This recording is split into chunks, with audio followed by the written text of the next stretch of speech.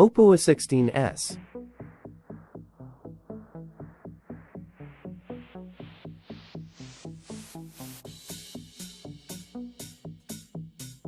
How to hard reset.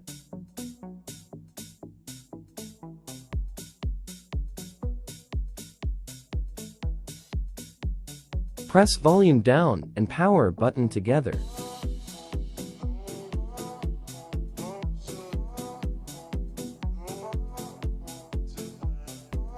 Free power on button.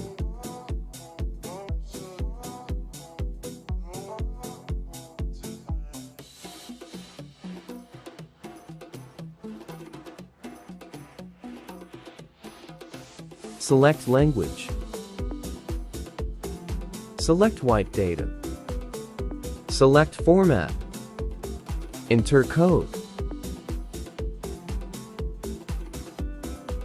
Now phone is hard reset. Select reboot now.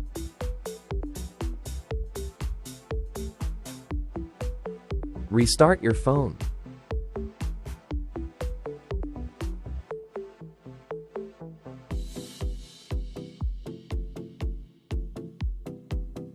Wait 1 minute.